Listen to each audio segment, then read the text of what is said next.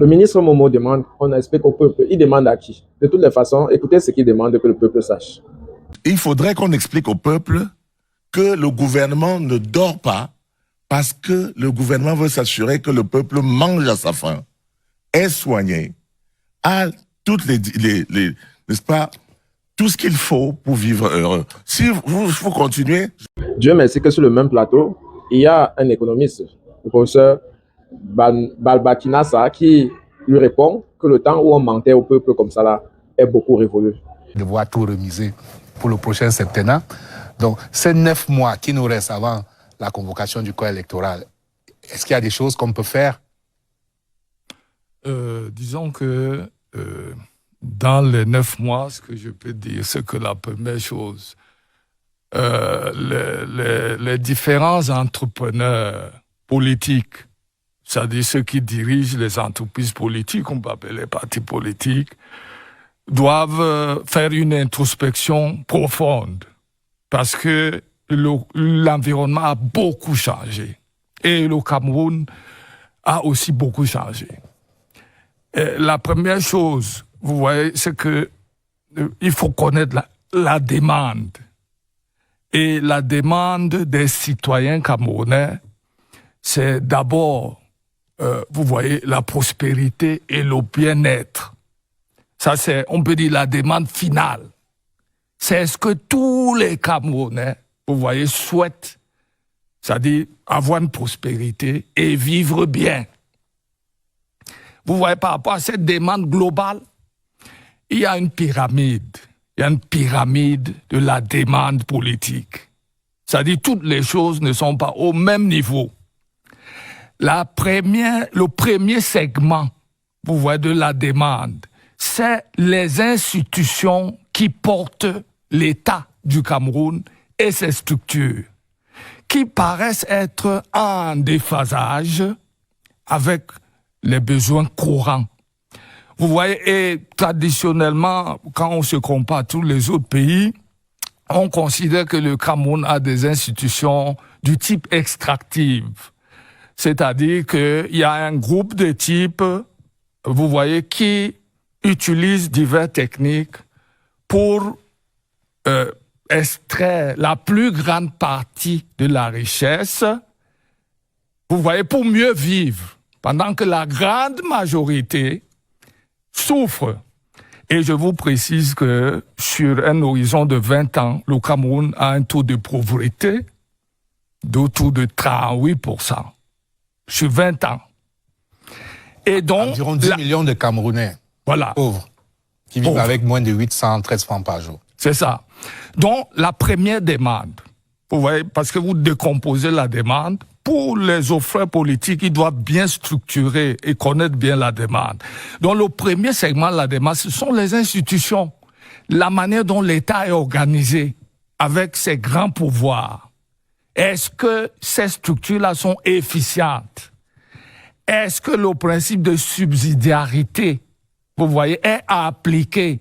Ça veut dire qu'il faut des institutions locales, vous voyez, pour être proche de ceux qui sont à certains niveaux. On va en parler. Voilà, donc il y a ce premier segment de la demande. Et sachez que les institutions politiques sont celles qui génèrent les autres institutions. C'est-à-dire les institutions économiques, vous voyez, qui créent la richesse, et les institutions sociales, vous voyez, qui permettent la redistribution de cette richesse-là, de manière à ce que la grande couche de la population accède à une partie de cette richesse. Et si vous regardez bien sur ces 3 segments, il y a des défaillances. Vous voyez, au niveau politique, au niveau économique, au niveau social. Et pour les offreurs, c'est pour qui moi je suis du côté de la demande. Il faudrait bien que je voie, vous voyez, ce que les entrepreneurs politiques proposent de manière structurée. Pour équilibrer. Et pertinente. Et aussi de manière prospective. Parce qu'il ne faut pas seulement regarder le passé. Il faut anticiper sur l'avenir. Et vous savez que le Cameroun a des problèmes graves de sécurité, des problèmes de conflit qu'on a au nord-ouest, au sud-ouest. des questions profondes au niveau du Nord, en termes de niveau de pauvreté. Vous savez que le degré de pauvreté est très approfondi dans certaines régions. Et ce qui fait donc, faites très attention, ne restez pas sur les généralités ou les habitudes. Il faut que les hommes politiques innovent, vous voyez, dans la façon de programmer leurs offres. Les attentes vont être très précises. Alors j'ai vu le ministre Ambassala acquiescer. Il a dit plusieurs choses. J'acquiesçais sur on va appeler ça quoi, la stratification des problématiques. L'institutionnel déterminant beaucoup de choses. Il est bon que chaque offreur, comme il dit, se prononce dessus pour dire aux Camerounais, voilà, dans quelle direction je vous amène.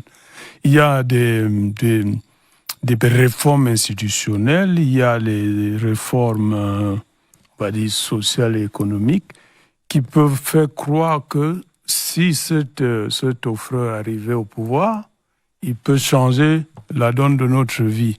C'est pas bon de dire comme ça que les gens veulent le bien-être, mais il faut dire peut-être comment on y arrive et comment on organise la possibilité pour que ce ne soit plus l'extraction, que ce soit la distribution un peu équitable. Alors précisément, il est évident que l'économie va occuper une place centrale pendant la campagne électorale à venir, quel que soit d'ailleurs le scénario. Il faudra que le Cameroun poursuive sa marche en avant pour l'émergence à l'horizon 2035. Il faut reconnaître que nos performances sont restées en deçà de nos objectifs, des objectifs ambitieux que nous nous sommes fixés.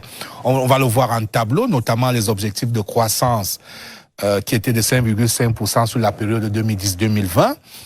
Et plus ambitieux encore, l'objectif de croissance annuelle de 8,1% en moyenne entre 2020 et 2030.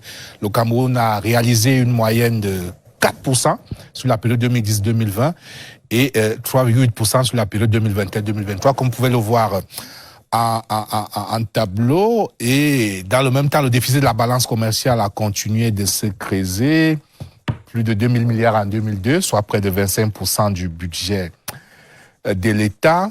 Alors, question directe. Que suggère le ministre Ambassala? Soyons plus concrets, Babi Sakana, pour donner de la langue justement à cette croissance qui patine, parce que pour redistribuer, il faut créer la richesse. Comment on peut impulser une nouvelle dynamique pour que nos objectifs de croissance là ne continuent pas de ronronner d'année en année, alors que ça approche à grands pas cette échéance à l'horizon 2035? Oui, disons que, bon, là, c'est une question, normalement, qui devrait être répondue par des types qui vont offrir les choses.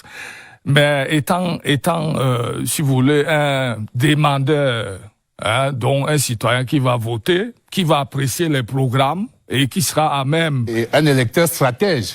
Vous n'êtes pas un électeur passif, oui, suiveur. Vous êtes un électeur stratège. Oui, et d'autant que, du point de vue des idées de montage possibles, vous voyez, par rapport à la croissance économique, je peux vous dire que chaque fois que vous avez les mêmes recettes qui ont donné les mêmes résultats, si vous les appliquez les mêmes, vous aurez toujours les mêmes résultats médiocres.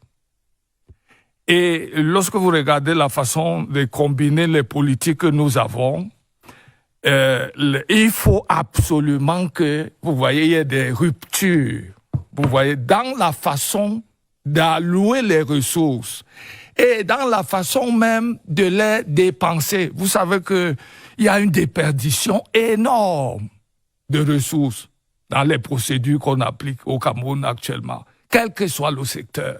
Ce qui fait que les Camerounais, quand vous parlez d'eux, ils n'ont pas confiance. Si vous dites, on va faire les routes, on sait déjà que vraiment cette route-là, si on dit 24 mois, ça sera 1 an, 2 ans, 10 ans, comme ce qu'on a vu pour des projets.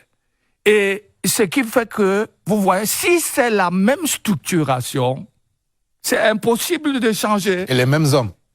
Oui, parce que naturellement, ce sont ces hommes, vous voyez, qui font la recette, qui aussi conduisent les choses, donc qui pilotent les équipes.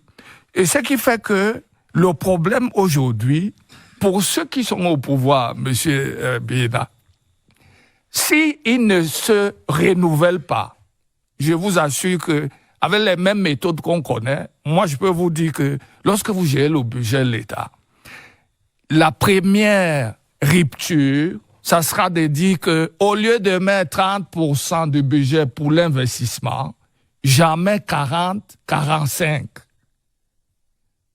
Vous voyez, en termes d'arithmétique budgétaire, au lieu de mettre 22% sur les biens et services, jamais 15.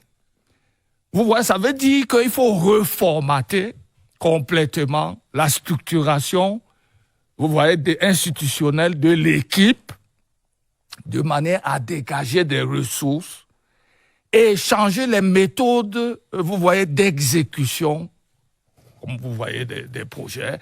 Parce que la croissance, ça ne tombe pas du ciel. Et si vous regardez les opérateurs du privé, je vous donne encore un axe important, c'est que... Le dernier, là? La plupart de ceux qui ont créé des usines, ont installé des capacités de production, ils les utilisent à autour de 60-65%. C'est-à-dire que vous avez investi, au lieu d'utiliser votre usine à 90%, vous l'utilisez à 50-60%. Pourquoi? Parce que l'environnement, la concurrence... Des fois, la question que je me pose, c'est pourquoi est-ce que de telles intelligences ne peuvent pas rejoindre les rangs de l'opposition? Le tout n'est pas de crier que, que les temps ont changé. C'est de se demander quelle est la donne des intellectuels dans l'opposition camerounaise. S'ils sont tous dans le processus de « je veux voir mes enfants grandir, je veux achever ma carrière en paix, je ne veux pas être poussé à l'exil », qui viendra donc changer ce pays? Est-ce cette jeunesse qui est tenue très loin de la chose politique? Quand j'écoute ces intellectuels parler, le plus souvent, mon cœur est éclairé parce que leurs apports manquent au rendement politique. Aujourd'hui, le RDPC boit son petit lait en observant toute cette guerre qui, à 9 mois des échéances électorales de 2028-2025, est en train de s'installer progressivement. Au lieu des programmes politiques, davantage, on ne peut que voir la division qui est en train de s'effondrer dans l'opposition. Et cela va certainement affecter le pourcentage d'abstention en 2025.